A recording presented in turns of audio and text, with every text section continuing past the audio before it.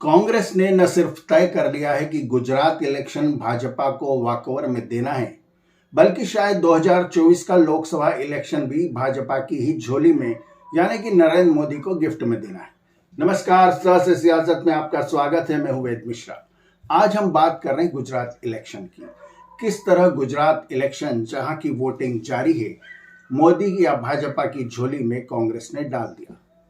सबसे पहले तो राहुल गांधी की जो भारत यात्रा निकल रही है, जिसका बड़े जोर शोर से प्रचार किया जा रहा है, जिसमें राहुल गांधी मंदिर मंदिर जा रहे हैं, वो गुजरात को बाईपास करके निकल गई, जबकि यह पता था कि यहाँ गुजरात विधानसभा इलेक्शन सर पर है।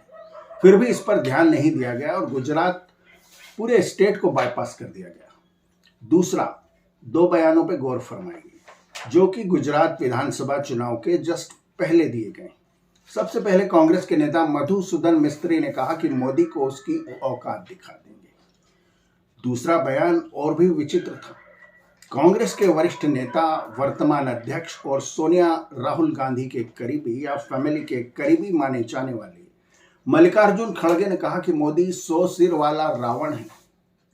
इन मासूम पॉलिटिशियंस को इतना नहीं पता कि गुजराती अस्मिता और मोदी एक दूसरे से जुड़े हुए हैं। वो भी इस कदर जुड़े हुए हैं कि अगर मोदी को गाली दी जाए तो आम गुजराती ये समझता है कि उसे गाली दी गई। मोदी गुजरात के दिल में बसता है। याद कीजिए मणिशंकर अय्यर का नीच वाला बयान।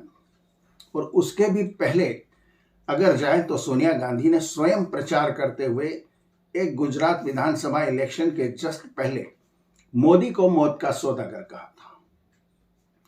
नतीजा वही हुआ जो होना था। उस इलेक्शन में भी भाजपा भारी मतों से या भारी सीटों से गुजरात में जीत गई। लेकिन कांग्रेस के इन वरिष्ठ नेताओं को भी समझ में नहीं आता कि मोदी को गाली देना गुजरात के आम आदमी को किस कदर बुरा लगता है।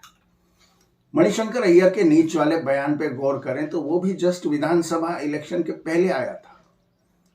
और मोदी के इलेक्शन कैंपेन पे नजर रखने वाले बताते हैं कि इस बयान के जस्ट बाद मोदी सूरत में आम सभा कर रहे थे और उन्होंने सूरत में इस बयान को, मणिशंकर अय्यर के नीच वाले बयान को इस कदर भुनाया, जो उनकी भाषण देने की कला का एक लाजवाब उदाहरण था।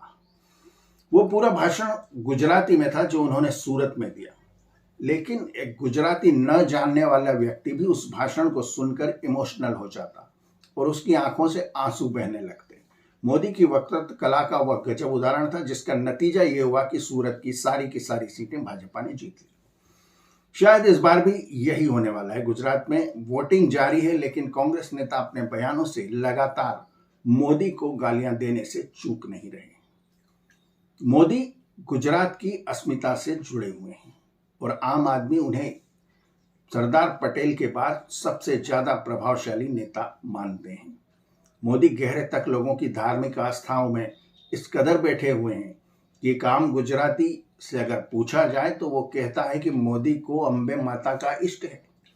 ये बात अतिशयोक्ति हो सकती है, लेकिन ये इस बात का प्रमाण है कि मोदी किस कदर गुजरात के आम गुजराती के दिल में बसते हैं। वे दोनों नवरात्रि में नींबू पानी पर रहते हैं और ऐसी छोटी छोटी बातें आम गुजराती को बेहद प्रभावित करती हैं। तो 2024 के नतीजे के पहले जो गुजरात इलेक्शन यानी विधानसभा का नतीजा आने वाला है, उसके सारे सर्वे बीजेपी को भारी जीत का दावा कर रहे हैं और इसमें इन नेताओं के इन बयानों का बड़ा ही योगदान है। थोड़ा बहुत तड़का कभी कभी केजरीवाल इसमें लगा देते हैं, लेकिन वो खुद भी या उनकी पार्टी भी गुजरात में किसी प्रकार का भाजपा को कोई डेंट लगा पाएगी, इसमें संदेह है। और लगता नहीं कि वो 10 सीटें भी पार कर पाएगी। बीजेपी का मुकाबला निश्चित रूप से गुजरात में कांग्रेस से ही है, लेकिन अपने ही बयानों से कांग्रेसी नेताओं ने भाजपा को बहुत आगे ले जा दिया है और साफ तौर पे सर्वे भी यही बताते हैं कि गुजरात में बीजेपी भारी जीत हासिल करने वाली है। और अगर कांग्रेसी नेता अपने बयानों से इसी तरह पब्लिक को चिढ़ाते रहे तो 2024 के इलेक्शन का नतीजा भी आज ही तय किया जा सकता है।